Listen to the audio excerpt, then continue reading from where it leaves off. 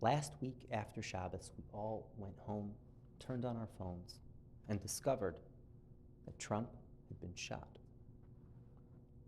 By now, you've all seen the footage. Trump falls to the ground,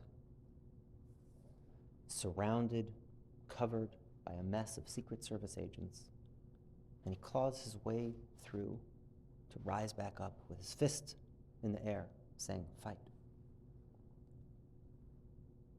And as I was going through the parsha, it brought to mind a pasuk, "Hen kilavi yakum v'cha'ari yisnasa," a people that gets up like a lioness, that rises like a lion. Part of the allure of Trump is that he has a clear conviction, and in a situation like that, chaotic, unprecedented, no one knows what to do. He knows what to do. He has his convictions. He has his purpose. And he's clear-eyed about that.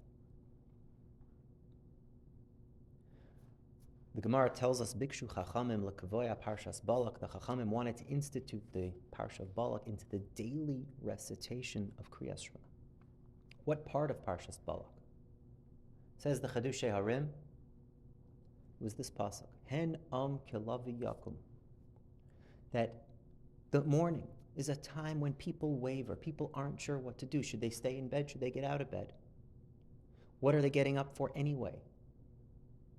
Not us.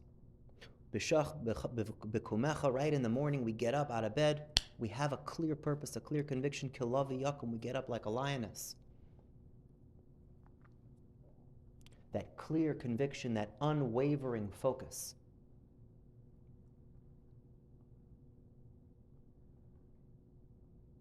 And that trait is a stark contrast with Bilam.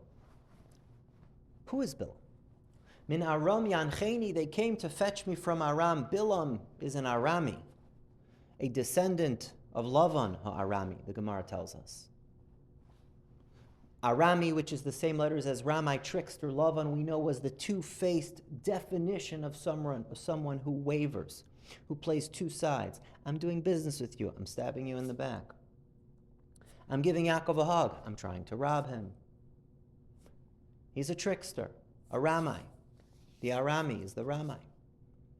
And after Lavan and Yaakov get into this dispute over the animals and who should take what, after Lavan tries to swindle Yaakov and Yaakov still is able to prosper, they make an agreement. And they commemorate that agreement with a monument. I think it's the only time the Chumash ever is written in Aramaic. That Lavan called it in Arami, in this language, Yegar Sahadusa, a pile of stones, Eid Hagal Hazed, Gal Eid. This pile of stones is a monument, a testimony that we have made a peace treaty and that I will not cross this border to harm you or your family, and you won't cross this border to harm mine.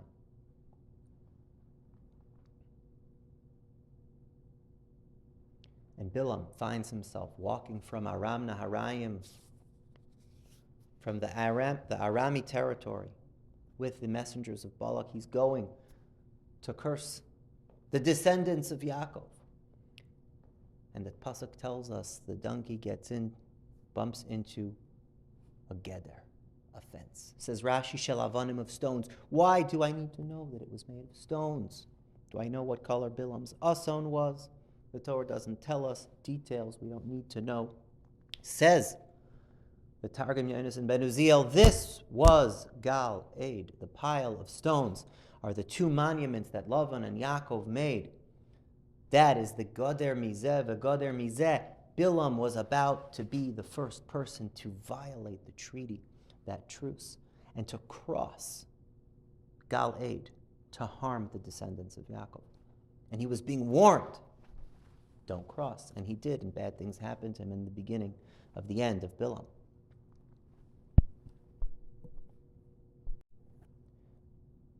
That's who Bilam was, in Arami. Bilam calls himself Shisum Ha'ayin, one eye is closed, one eye is open.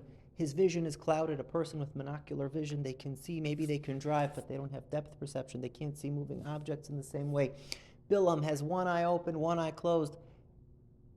He's two-faced.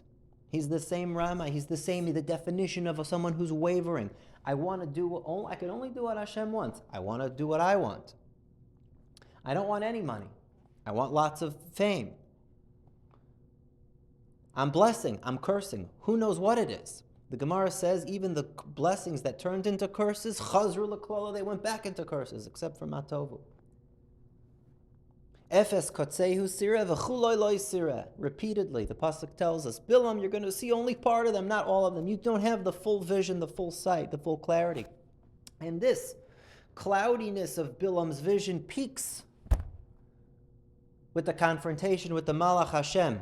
The donkey can see the Malach, but Bilam can't.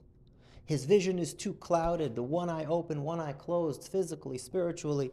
The truth is staring him right in the face. The Malach is there, but he can't see it.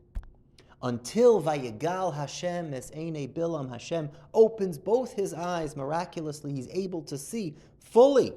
And he says, oh my goodness, there's a Malach right here, had I known. How many of us find ourselves in such a situation throughout life, different points where we feel like our vision is blurred. One eye is open, one eye is closed. Maybe we don't even realize. But a lot of times that's how we are. We have one eye looking straight, but the other eye is biased. It's blurred, it's clouded. And we waver, we're not sure what's the right approach. And that's why we each need Einei Ha'eda, we need a Rebbe, a Rav, a Rabbi, a Rosh Yeshiva, someone who has both eyes open, who's clear, can see the truth staring us right in the face, to help guide us in those moments. I know myself, at different points in life, I've thought one path was right, or I was wavering between two different decisions. Is this the right thing for me? Is this the right activity for me? Is this the right place for me? And you can get pretty far down one path, but if you talk to a Rebbe who's clear-eyed, both eyes open, Einei Ha'eda, permeated with Torah and mitzvahs that Bilam didn't have. Bilam was a monotheist, but that's not enough. You need to have the revealed law of HaKadosh Baruch Hu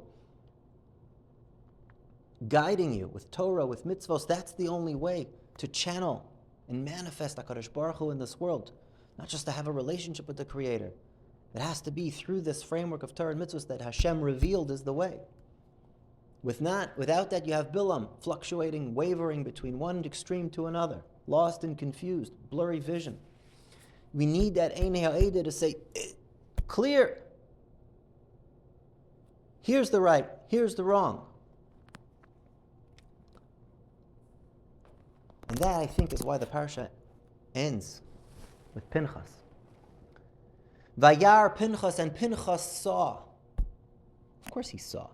The previous pasuk says, La'inek al das b'nei Yisrael, that this calamitous event, this public sin, which paralyzed the community, all the people, it was like a Trump rally, lahavdil.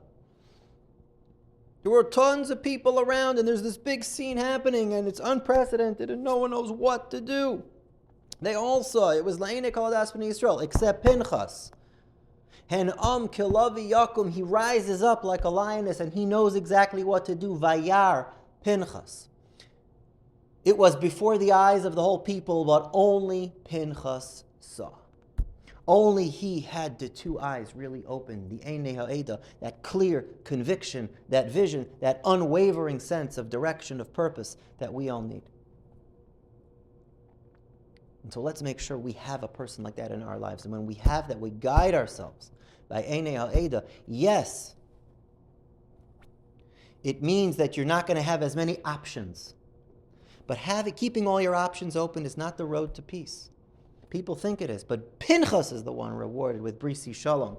Because when you have clear sense of direction, unwavering, that's the wrong path, that's the wrong path, this is the right path, and I'm going and I'm not looking back, I'm not looking side by side, that's when you have peace. And we all be zoicha to be on that right direction, have the clear Einei Ha'eda guiding us, and be zoicha to Shalom for us, our families, our communities, and all of Klal Yisrael.